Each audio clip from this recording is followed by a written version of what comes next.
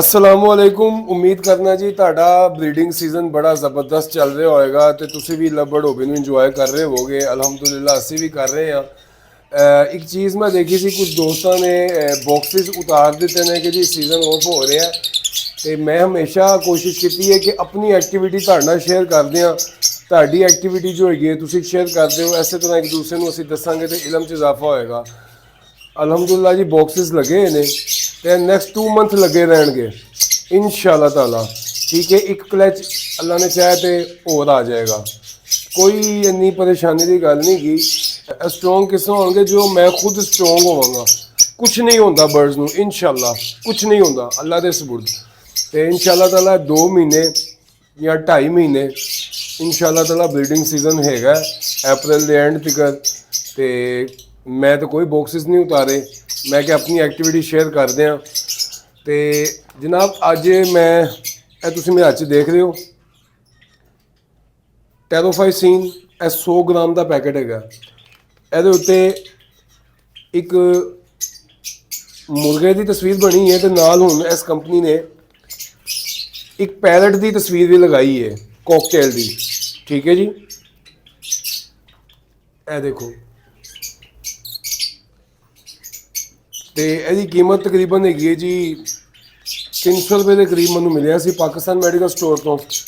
ਠੀਕ ਹੈ ਜੀ, ਇਹ ਪਾਊਡਰ ਫਾਰਮ 'ਚ ਹੈਗਾ ਤੇ ਇਹਨੂੰ ਪਾਣੀ 'ਚ ਮਿਲਾ ਦਈਦਾ। ਠੀਕ ਹੈ ਜੀ, ਹੁਣ ਮੈਂ ਤੁਹਾਨੂੰ ਦੱਸਣ ਲੱਗਾ ਵਾਂ ਕਿ ਮੈਂ ਯੂਜ਼ ਕਿਦੋਂ ਕਰਾਉਂਦਾ ਵਾਂ। ਜਿਸ ਟਾਈਮ ਮੌਸਮ ਚੇਂਜ ਹੋ ਰਿਹਾ ਹੁੰਦਾ ਹੈ, ਜੈਸਾ ਕਿ ਕੁਝ ਦਿਨ ਪਹਿਲੇ ਤੁਸੀਂ ਦੇਖਿਆ ਹੋਵੇਗਾ ਕਿ ਲਾਹੌਰ ਦੇ ਵਿੱਚ ਸਖਤ ਗਰਮੀ ਹੋ ਰਹੀ ਸੀ। ਟੈਂਪਰੇਚਰ 27, 26, 27, 28 ਤੱਕ ਜਾ ਰਿਹਾ ਸੀ। ਤੇ ਹੁਣ ਇੱਕਦਮ ਤੋਂ ਮੌਸਮ ਚੇਂਜ ਹੋਇਆ।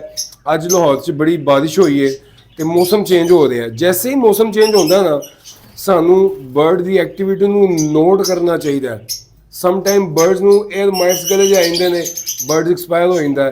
ਤੇ ਮੇਰੀ ਕੋਸ਼ਿਸ਼ ਹੁੰਦੀ ਹੈ ਕਿ ਜੈਸੇ ਹੀ ਮੌਸਮ ਚੇਂਜ ਹੋਏ ਕੋਈ ਨਾ ਕੋਈ ਐਂਟੀਬਾਇਓਟਿਕ ਦਾ ਕੋਰਸ ਮੈਂ ਕਰਵਾ ਦਿਆਂ। ਤੇ ਇਹ ਅੱਜ ਮੈਂ ਦਿੱਤਾ ਸੀ ਜੀ। ਤੇ ਮੈਂ ਸੋਚਿਆ ਕਿ ਤੁਹਾਡੇ ਦੋਸਤਾਂ ਦੇ ਨਾਲ ਵੀ ਇਹ ਚੀਜ਼ ਸ਼ੇਅਰ ਕਰ ਦਈਏ, ਕਿਉਂਕਿ ਇਲਮ ਫੈਲਾਉਣਾ ਵੱਧਦਾ ਹੈ। ਮੌਸਮ ਤਬਦੀਲ ਜਦੋਂ ਵੀ ਹੁੰਦਾ ਤੇ ਮੈਂ ਕੋਈ ਨਾ ਕੋਈ ਐਂਟੀਬਾਇਓਟਿਕ ਕੋਰਸ ਕਰਵਾ ਦਿੰਦਾ। ਅਗਰ ਤੁਹਾਨੂੰ ਇਹ ਨਹੀਂ ਮਿਲਦਾ, ਤੁਸੀਂ ਵੈਬਰਾਮਾਈਸੀਨ ਦਾ ਕੈਪਸੂਲ ਮਿਲਦਾ 5-10 ਰੁਪਏ ਦਾ ਹੈਗਾ, ਉਹ ਵੀ 1 ਲੀਟਰ ਪਾਣੀ ਦੇ ਵਿੱਚ ਉਹ ਤੁਸੀਂ ਇੱਕ ਕੈਪਸੂਲ ਮਿਲਾ ਕੇ ਦੇ ਸਕਦੇ ਹੋ। ਪਹਿਲੇ ਉਹੀ ਯੂਜ਼ ਹੁੰਦਾ ਸੀ, ਲੇਕਿਨ ਜਿਉਂ-ਜਿਉਂ ਜਿੱਦਤ ਆਉਂਦੀ ਗਈ, ਸਾਇੰਸ ਤਰੱਕੀ ਕਰਦੀ ਗਈ ਤੇ ਫਿਰ ਇਹ ਵਿਟਨੇ ਦੀ ਮੈਡੀਸਨ ਬੜੀ ਜ਼ਬਰਦਸਤ ਚੀਜ਼ ਹੈ ਜੀ, ਟੈਰੋਫਾਈਸੀਨ। ਤੇ ਇਹਦੇ ਨਾਲ ਬਰਡ ਨੂੰ ਕੋਈ ਵੀ ਕਿਸੇ ਕਿਸਮ ਦਾ ਬੁਖਾਰ ਜਾਂ ਕੋਈ ਮਸਲਾ ਹੋਏਗਾ ਤਾਂ ਇਨਸ਼ਾਅੱਲਾ ਤਾਲਾ ਇਹਦੇ ਨਾਲ ਕਵਰ ਕਰ ਜਾਏਗਾ।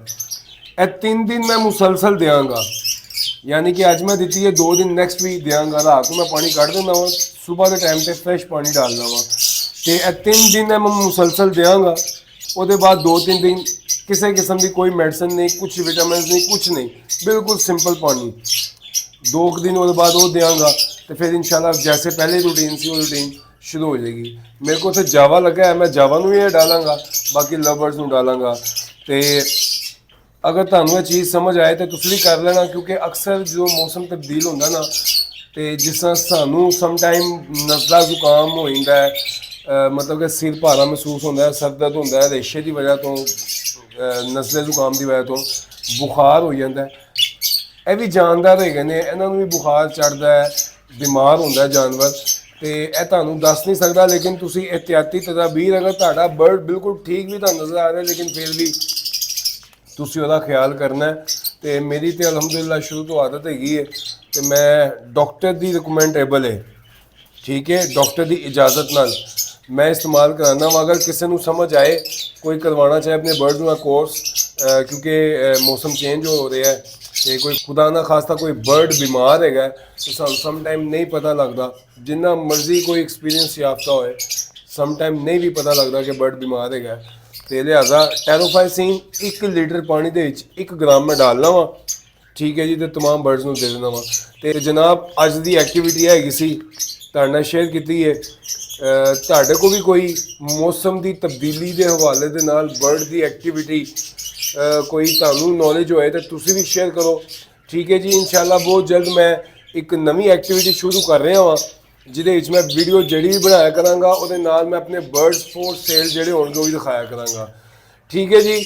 ਤੇ ਲਿਹਾਜ਼ਾ ਤੁਸੀਂ ਪੰਜਾਬੀ ਲਵਰ ਚੈਨਲ ਦੇ ਨਾਲ ਜੁਆਇਨ ਹੋ, ਅਸੀਂ ਮਿਲ ਜੁਲ ਕੇ ਇਸ ਕੰਮ ਨੂੰ ਚਲਾਵਾਂਗੇ। ਇਤਫਾਕ 'ਚ ਬਰਕਤ ਹੈ।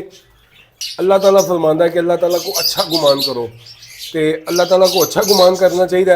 एक नवी एक्टिविटी इंशाल्लाह नैक्सट वीडियो तो तुम देखोगे मैं शुरू कर रहा हाँ। ਜਿਹੜੀ भी मैं वीडियो बनावांगा कोशिश करांगा कि वीडियो के एंड के उपर कोई ना कोई बर्ड फॉर सेल, जो बर्ड मैं सेल करना होए वो मैं वीडियो बना के तो मैं तुहानू दिखा दिया करांगा। ते पंजाबी लवर चैनल ते नवे हो तो चैनल को सबसक्राइब कर दिओ, बैल के आइकन को क्लिक कर दिओ ताकि हर आने वाली वीडियो ਤੁਹਾਡੇ ਦੋਸਤਾਂ ਨਾਲ ਸ਼ੇਅਰ ਹੁੰਦੀ ਹੈ। ਤੁਸੀਂ ਵੀ YouTube ਚੈਨਲ ਬਣਾਓ, ਤੁਸੀਂ ਵੀ TikTok ਤੇ ਆਈਡੀ ਬਣਾਓ ਤੇ ਉਹਦੇ ਉੱਤੇ ਆਪਣੀ ਐਕਟੀਵਿਟੀ ਡਾਲਦੇ ਰਿਹਾ ਕਰੋ। ਮੋਬਾਈਲ ਵੀ ਤੁਹਾਡਾ ਹੈ, ਠੀਕ ਹੈ, ਜ਼ਬਾਨ ਵੀ ਤੁਹਾਡੀ ਹੈ। ਬਸ ਇਹ ਕੋਸ਼ਿਸ਼ ਕਰਨਾ ਕਿ ਤੁਹਾਡੀ ਵੀਡੀਓ ਤੋਂ ਕੋਈ ਨੈਗੇਟਿਵਿਟੀ ਨਾ ਫੈਲੇ, ਕਿਸੇ ਦੀ ਦਿਲ ਆਜ਼ਾਰੀ ਨਾ ਹੋਵੇ, ਠੀਕ ਹੈ ਜੀ। ਤੇ ਇਨਸ਼ਾਅੱਲਾ ਨੈਕਸਟ ਵੀਡੀਓ ਬਹੁਤ ਜਲਦ ਮਿਲਦੇ हैं। ਆਪਣੀਆਂ ਦੁਆਵਾਂ 'ਚ ਯਾਦ ਰੱਖਣਾ। अस्सलामु अलैकुम वरहमतुल्लाहि वबरकातुहू। जी मैं एक चीज़ ਤੁਹਾਡੇ ਨਾਲ ਦੋਸਤਾਂ ਨਾਲ ਸ਼ੇਅਰ ਕਰਨਾ ਭੁੱਲ ਗਿਆ ਸਾਂ ਤੇ ਮੈਂ ਸੋਚਿਆ ਕਿ ਦੁਬਾਰਾ ਤੋਂ ਇਹ ਚੀਜ਼ ਤੁਹਾਡੇ ਨਾਲ ਸ਼ੇਅਰ ਕਰਦੇ ਹਾਂ।